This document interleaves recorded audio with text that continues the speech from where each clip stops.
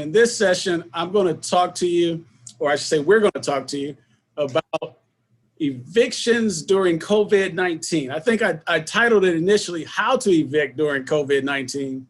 And someone thought that was a little like, rude almost. How are you going to be talking about evicting people during the COVID crisis? And I said, well, it's one of those things where as a tenant, you also want to know your rights, but as a landlord, you also want to know, like, what do I do? So I am very excited to have with me today Ms. Tiffany, or I should say Attorney Tiffany Travillion, and she's definitely going to add a lot of insight to our presentation. All right, without further ado, Ms. Tiffany, Attorney Tiffany Travillion, the floor is yours.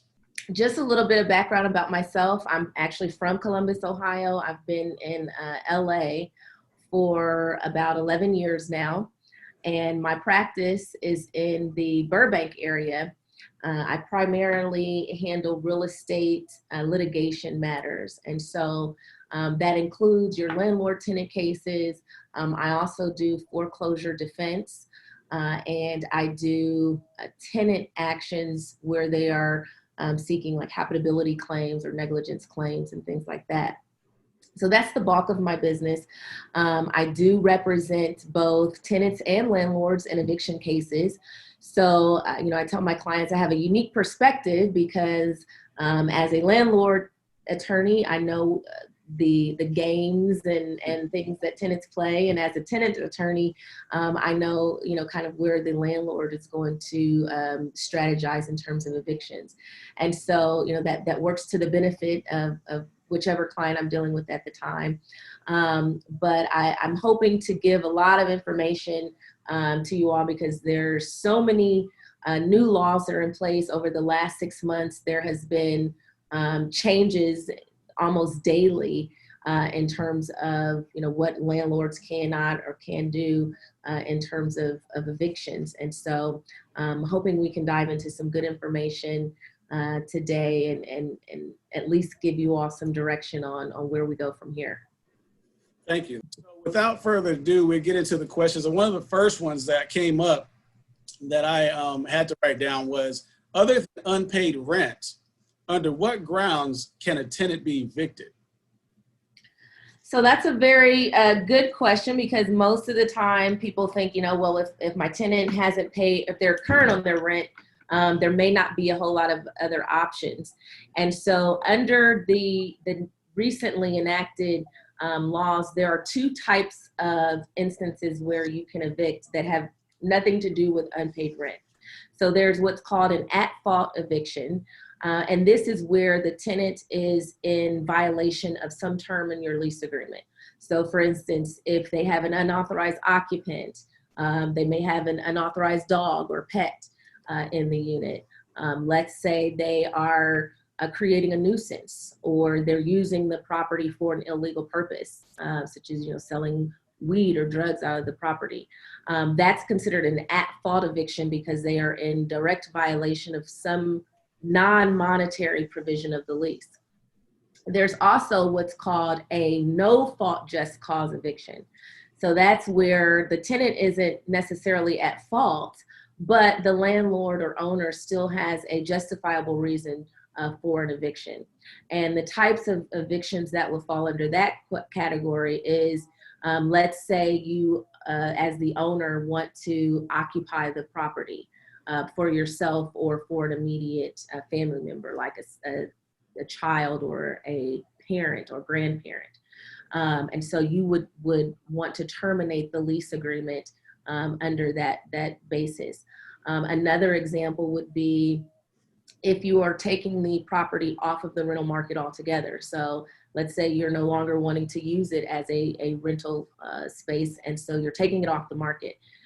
You would have to follow certain steps and file certain documents, but that would be another instance where you have a justifiable reason for evicting or terminating the lease, but the tenant isn't necessarily at fault. Gotcha. That's relevant because I'm dealing with an eviction right now, like my first one, right? So I'm like, I want to take in as much information as I can, and it would probably fall into that at-fault eviction, because it's more or less just like the, the stepdaughter just doesn't want to get out. So the property's trying to sell, but she's like, no, this is home for me and I don't want to move. It's like, well, you know, we got to go through the legal proceedings to kind of make that an actual reality. This eviction has to come together. So, but then of course with COVID, that creates a whole nother twist to the plot. And so under normal circumstances, I would ask, like, how long is the eviction process versus now with COVID, how long the eviction process is taking, considering everything that's going on. So we'll start with the first one, which is like normally an eviction would run about how long?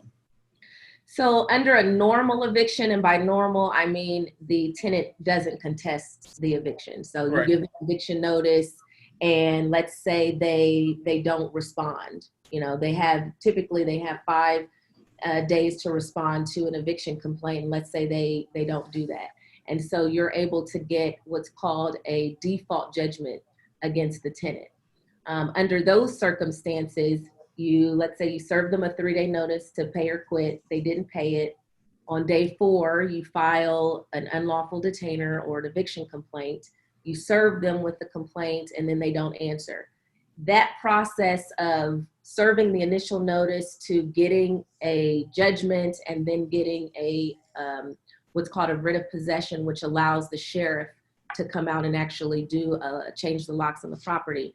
That process could take anywhere from 30 to 45 days. Okay. Under a very, modest, idealistic kind of, view of the process. Got it. If, for instance, the tenant does respond, let's say they do respond to the complaint, but you guys go to court and they say, okay, I'm going to move out of the property on X amount of date and you guys agree to it. It then becomes just a matter of getting the sheriff to schedule a lockout. So once a tenant responds to a complaint, a trial date can be scheduled within 21 days, typically speaking, and within 21 days you go to court. If you agree on a move out date, either they move out on that date. If they don't and a sheriff has to come out, you could usually get a sheriff to be out there within maybe 2 to 3 weeks of whatever date it is that you guys went to court. So that's under the pre-COVID. Gotcha. And then now with COVID and the moratorium and paperwork and everything, how long is this process? It was 30 to 45 days. Now it's taking as much as. Now it's never. So no. Good luck. Okay. Right. So now that we're post-COVID, one of the main things that has changed, where previously you could serve your tenant with a 3-day notice to pay or quit, you now have to serve your tenant with a 15-day notice. So that means they have 15 days to pay the rent or return a declaration to you stating that they can't pay the rent or have not been able to pay the rent because of a COVID-related circumstance. So that in and of itself extends the process by 2 weeks, right? If the unpaid rent falls between the period of March 1st, 2020 and August 31st, 2020, and the tenant returns a signed declaration to you stating that they could not pay the rent during that period because of a COVID-related circumstance, meaning they lost their job, they're sick, they're caring for a sick person, they have increased expenses because of COVID, you can never evict them for that unpaid rent. It doesn't mean that they don't owe it. What it means is that you have to treat that unpaid rent as a collectible debt. The same way as like a credit card, right? Wow. You can take them to small claims court and pursue collection against them there. But under the AB 3088, which is the new COVID-related Tenant Protection Act, if their rent is between March 1st and August 31st, and they return a signed declaration to you stating that they are unable to pay it because of COVID, they cannot be evicted for not paying that rent. Wow. Okay. Yeah. Now, if they have unpaid rent between the period of September 1st and January 31st, it's a different standard. So you still have to give them the 15-day notice versus the previous 3-day notice. But if the tenant returns a signed declaration to you and says, look, I can't pay it, or it's in default because of COVID-related circumstance, then the tenant still has to pay at least 25% of the unpaid rent. But they have until January 31st to pay it. Okay. So the tenant has to return a signed declaration to you. They have to pay at least 25% of the unpaid rent. Assuming that they do that, then you can't evict them for rent owed between September 1st and January 31st, as long as they do those two things. Now, if they don't return a signed declaration or they don't pay at least 25%, then you can evict them as early as February 1st of 2021. As of right now. As of right now. Gotcha. So based on what I just heard, it sounds like they could, in theory, give you two declarations, one for the period of March 1st through August 31st, and one for the period of September 1st through January 31st. Is that correct? Right. They could give you a declaration for that first period. And then for each month, so September, October, November, December, January, they need to give you a new declaration. For each month? Right. Oh, okay. All right. Got it. That's how I understand it. Now, I will give this caveat because this is a new law, and so we don't have any court interpretation of what it means. It's just lawyers reading it and saying this is what it reads, or sounds like it reads. So my understanding is that they have to give you a new declaration each month that they're unable to pay between September 1st and January. Now, the law does not currently say anything about rent after January 31st. So we're only dealing with these past 6 months and leading up to the end of the year and beginning of next year. Gotcha. Now, do from your experience, do tenants usually contest or no, not usually? Yes. I tell my clients who are property owners that you should anticipate the tenant contesting the eviction. Okay. If for no other reason but to delay the process, because under normal circumstances, as I mentioned, we're talking about a 30 to 45-day process. So they would contest to either delay or to try to negotiate some kind of settlement that is going to, in their perspective, put them in a better position, whether that means they get to move out on a specific day versus a sheriff just showing up, and they may get a little bit more time to pay the unpaid rent than if, going to court and you just get a judgment against them. So most cases are contested. So on that note, if I'm a landlord and I have a non-contested eviction, then that price range versus a contested eviction price range would be about what? So for a no contested eviction, you're looking at somewhere between $1,100, maybe $1,200 for the entire process. So that would include, your attorney's fees. That would include your filing fees that you have to pay to the court. That would include the sheriff's fee to have the sheriff come out and do the actual lockout. If the eviction is contested, the fees are going to depend on how the tenant is contesting it. So for instance, a tenant has a right to a jury trial, and more now than ever, tenants are exercising their right to a jury trial because, you can have a full-blown mini trial that you see on Law and Order and with the jury and all of that in these little eviction cases.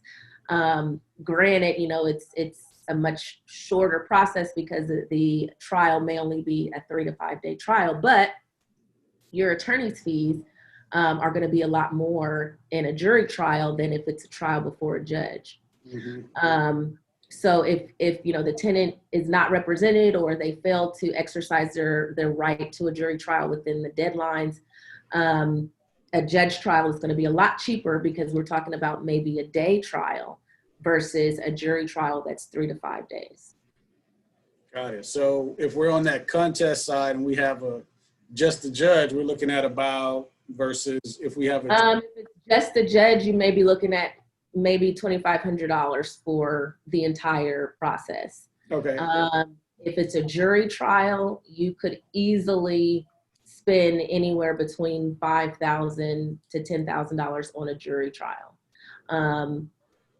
because you're not only are you going to have your attorney's fees, but you're going to have court costs. You know, the courts don't provide court reporters anymore. Now, I will say in eviction cases, they do actually record the proceedings now, so that may be a cost you don't have to worry about. But your attorney's fees are going to be where the bulk of your costs and expenses are going to come from, and tenant attorneys know that. So in most cases, the tenants will ask for a jury trial, and sort of use that as leverage in negotiating. And so the tenant then is paying their attorney, and then the landlord's paying their attorney. And I'm guessing like whoever loses pays everybody. Or how does that work? Well, it depends. It depends on your lease agreement. Okay. So most lease agreements that I've seen do have a provision that says the prevailing party gets attorney's fees. But I encourage my property owning clients to have a cap on those attorney's fees, because if in most cases with tenants, they're paying their attorneys either a contingency fee or a very small fee in comparison to what a landlord is paying. Gotcha. So if you have a lease agreement that has an unlimited, meaning there's no cap on the attorney's fees, and you go to trial and lose, you know, the tenant's attorney is going to come back with a $300 an hour, you know, itemized fee list. But if you have a cap on it, let's say, you know, attorney's fees not to exceed $1,000, it limits you know, your liability there. Sure. Yeah, but that's good to know. So to all my, or I should say all my listeners, especially those that are realtors that do some property management, that's a really good clause to have. The thing that struck me as you were saying that is I'm like, well, if the tenant could hire an attorney, they could pay me the rent. You know, so, like, what's going on here, guys? Like, let's just settle this amongst ourselves. But I guess sometimes the dispute goes beyond the money. It may get a little personal, and there may be some other, you know, principles behind it that, you know, pursue the eviction as well. Now, on that note, can you put an eviction on someone's credit report? Is that, because I mean, we got the social on the application, right? Lease the property. Can we put that on their credit report? So under the current law, when you file an eviction, it is considered sealed or confidential from the public. So when you file an eviction, it does not immediately go on a credit report. It only would go on the tenant's credit report if you, as the landlord or the owner, prevail in the case. And so that means, you know, going to court and winning. At that point, it would go on their credit report. Typically, if you do some sort of a settlement with the tenant, that's usually one of the provisions in the settlement agreement that it does not go on the credit report unless they fail to comply. So for instance, if you reached an agreement with your tenant that they're going to move out on October 1st and they move out on October 5th, there would be a provision in a settlement that I would write, which would say, you know, if you don't move out on the 1st, then the landlord gets to put this on your credit report. So it adds an extra incentive for the tenant to move out on time, because under normal circumstances, it's not going to go on their credit.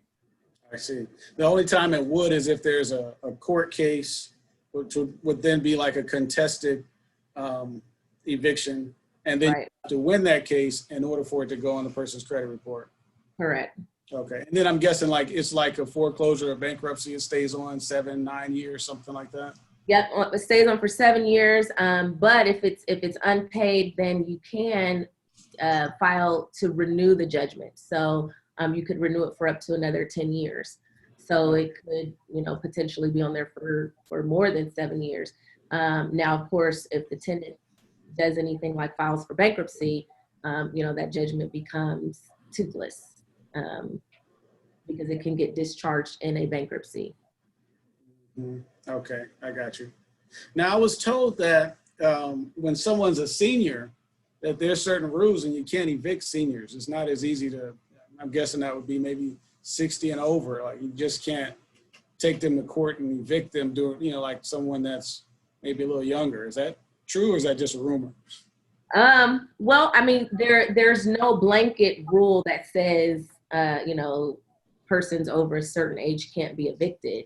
Okay. Sounds like what they may be referring to is rent control laws, which when we talked about at-fault evictions versus no-fault just cause evictions. So for instance, if you as the owner are wanting to move into the property and occupy it yourself or for an immediate family member, there may be certain restrictions as to which unit you can take back if there's multiple units on the property. So let's say there's 4 units on your property and you say, okay, I'm gonna go to the oldest person's unit. You may not be able to occupy their particular unit because of their age. Or there are certainly requirements in terms of relocation fees. For instance, if it's a person that's considered a qualified tenant because of their age, you may have to pay them more to get them out of the property than you would someone younger. But outside of rent control specific laws that have to deal with, qualified tenants because of their age, there's no blanket protection, against evicting someone because of their age. Got you. Like what responsibilities do tenants and landlords have as it pertains to the moratorium? As was said earlier, I think you mentioned that there needs to be this declaration that's given every month by the, so the landlord or the owner has had a responsibility to give a notice to any of their tenants who were behind in rent, notifying them of this new Tenant Protection Act, the COVID-19 Tenant Protection Act. And the deadline to provide notice to them was September 30th. So obviously that date is passed. However, if you did not give them the notice, I would still say give it to them today, if you can. And you would serve it the same way you would in a previous notice, either personally or if they're not at home, you can post it on the door and then mail a copy to them. But you need to give them that notice because it explains to the tenant their rights and their protections under this new law, and it also explains to them their responsibility to return a declaration if they are seeking protection under this new law. So the owner, you need to serve them with the declaration, and then you also need to serve them with a copy of a blank declaration form so that they can return that declaration to you if they are claiming to have a COVID-related circumstance as to why they cannot pay rent. Okay. Okay. So on that note, like the moratorium and these rules and regulations are statewide, citywide, or both? They're statewide. Statewide. And so under the new law, it is basically designed to bring some uniformity because, you had Culver City doing their own moratorium, then you had LA doing their own moratorium, and it created a lot of confusion and not necessarily uniformity among the different areas. So under this new act, any local eviction moratorium is preempted, meaning that this AB 3088 law is going to take precedence over any local laws with regard to eviction moratoriums. So as of right now, the laws that I explained with regard to the protected rent periods of March 1st through August or September through January, that applies for all of California. Okay. Okay. There's also a statewide requirement that if you're going to evict for a no fault reason, it has to comply with this new law as well. So even if, let's say, for instance, your property is in an area that wasn't under just cause rent control rules, it is now under this new law, unless an exception applies, and there are very limited exceptions. Got it. Okay. And I know you had sent over a diagram. Can I post that at this point? Is that okay? Let's take a look at it. All right. Great. This is basically just a flow chart, if you will, on kind of what needs to happen if you're moving through the eviction process post COVID-19. So all of the laws and restrictions that I've been speaking about, they apply to residential properties. So I have here at the top where it says commercial properties. Commercial properties are exempt, meaning these tenant protections do not apply to commercial properties. So if you have a commercial property where a tenant has not paid rent, you can proceed with the eviction process as you did pre-COVID-19. If for instance, you had some kind of agreement with a commercial tenant, because there were protections in place by several of your local areas for commercial properties prior to this bill coming out. So let's say you had a payment arrangement or some kind of agreement with one of your commercial tenants for non-payment of rent. You would still want to honor that, but if they are just simply not paying and they are in breach of the rent amount, then you can proceed with the eviction as normal. Now, you'll see on the side here, it indicates that on the left side, it says the landlord may not evict for no fault just cause until February 1st.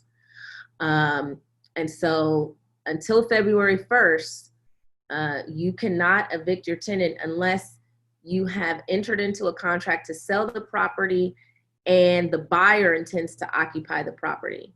So if your tenant is current on their rent, they're not in violation of some other provision of the lease agreement, and you just want your property back, you're not going to be able to do an eviction until February 1st, unless you fall under an express exception, which, as I said, is very limited. Okay, and so the rest here just sort of describes, what happens if the tenant is in default of rent. So that's this slide is dealing specifically with non-payment of rent. So as I mentioned before, if they are in default of rent prior to March 1st, then you can proceed with your eviction as normal. I've got several clients who unfortunately got wrapped up in the COVID-19 brush that sort of just stopped all evictions, even though they had evictions that were filed prior to the judicial order, which stopped everything. The courts are back open. They're rescheduling cases, so you can go forward if they're in default of March 1st rent. If the rent falls after March 1st, though, then they're going to fall into one of these two boxes that I have listed here on the right. And you're going to need to basically see kind of what the tenant provides you as far as the declaration. If they don't provide a declaration, then you can go forward. If they do, then you're going to be, significantly impaired, if you will, in terms of how you proceed next. Okay, got it. Let me scroll down here. There's a few notes you have at the bottom. Yeah, that's just my disclaimer, if you will. So the attorney disclaimer: some restrictions may apply, but we don't see able to deal for details. Got it. Okay. Gotta have it. All right. So Perfect. again, I'd like to thank Attorney Tiffany Travillion for being available today. That's going to conclude our session for today.